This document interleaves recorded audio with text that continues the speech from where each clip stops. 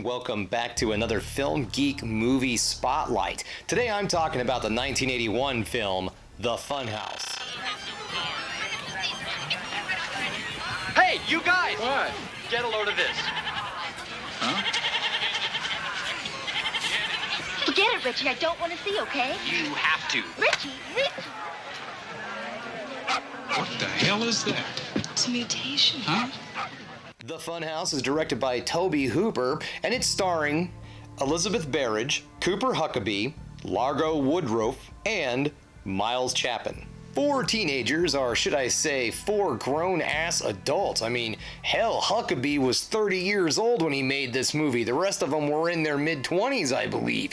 But anyways, four teenagers decide it's a good idea to stay the night in a carnival. It was not a good idea. The Funhouse was written by Larry Block, and it was purchased by Universal Pictures because they wanted to jump in on the teen slasher monster horror whatever films of the 80s because of the success of the 1980 film Friday the 13th. In the years to follow, when the film was released on VHS, it was unsuccessfully prosecuted in the UK as one of the video nasties.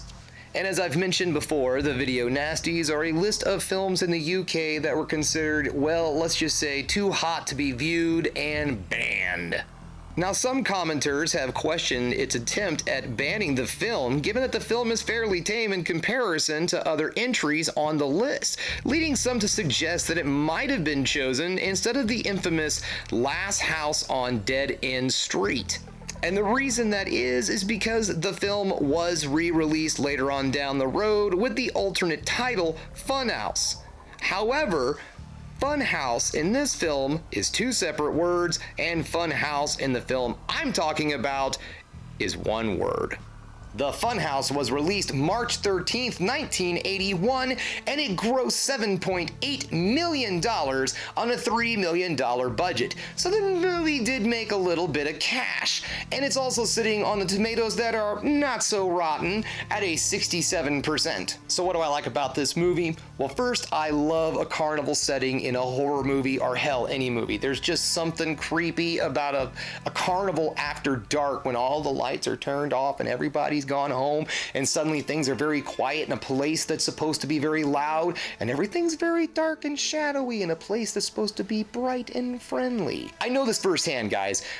Back in the day when I was a teenager, I used to work at Worlds of Fun, which is a local amusement park. I used to have to walk through this amusement park at night, dark, lights turned off, nobody around, carrying like a bag of money. I'm not kidding. I had to walk through the park like this. And I mean, yeah, there would be security every so often that I might see, but then there were some other parts of the park that I'd have to walk through that were just pitch freaking black, and you could just hear all these sounds. They didn't turn the sound effects off. So as I'm walking around, like if I'm walking around somewhere, I might hear like a tiger or lion roar in the background or some shit. It was great, let me tell you. But anyways, what it did was instill a fear of carnivals. Not really a fear, but something that makes me feel uncomfortable. So when I watch movies that are set at a carnival, man, it just makes me feel uncomfortable, and it takes me back to that time when I was 15 walking through a damn amusement park after dark. And it also kind of takes me back a little bit further in my childhood. So when we used to go to the state fair every year, we used to go to the state fair and there was a carnival that was put on there every year,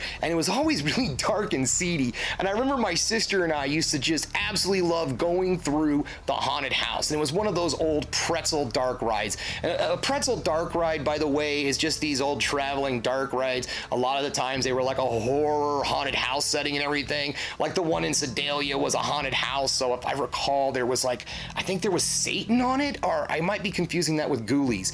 I could be, but anyways, there was definitely one of those at the state fair, and my sister and I would go on it every time. And the pretzel ride got its name because it was a dark ride, and it was on kind of like a train track, and when it went through, it was real curvy and windy, and it winded around like a pretzel. And then some of the carts also have like this pretzel design on the front of the cart themselves that you ride on. So there you go, guys. That's what a pretzel cart or pretzel dark ride is. So this movie takes me back to all sorts of fond memories, but also it's a little twisted at the same time. Now this film can get a bit slow at the beginning. Now I don't mean slow as in boredom slow. I just mean don't expect a lot of kills and thrills right out the gate. That comes later on.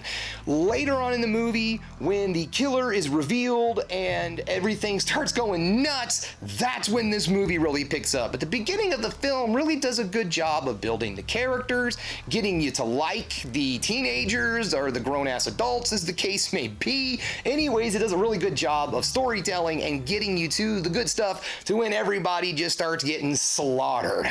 At the end of the day, this is a really fun slasher or even a creature feature, if you will, of a film. It has definitely got that Tobe Hooper vibe to it, where it's all like deep fried southern Texas kind of thing. Like he left the film sitting out in the sun for a while so it got good and baked before they sent it off to the movie theater. It's got that vibe to it. Like when you're done watching this movie, and it's not because of the gritty kills or nothing, it makes you feel dirty and you gotta take a freaking bath or a shower, but that's just Tobe Hooper, I suppose. So if you're curious and you want to check out the Funhouse, remember Funhouse, one word, you can rent it right now on YouTube, or you can own it on DVD or Blu-ray. Arrow put out a special edition Blu-ray back in 2012. I do believe that's still available on Amazon, maybe even like a movie vendor of sorts. You might still be able to find that one out there. But anyways, folks, thanks for checking things out today. If you liked what you saw here today, go ahead and give me the thumbs up, subscribe to the channel, and ring that bell for notifications so you know when I put another one of these videos up. And if there's another thing you can do, folks, that is keep watching movies. You know I'm gonna.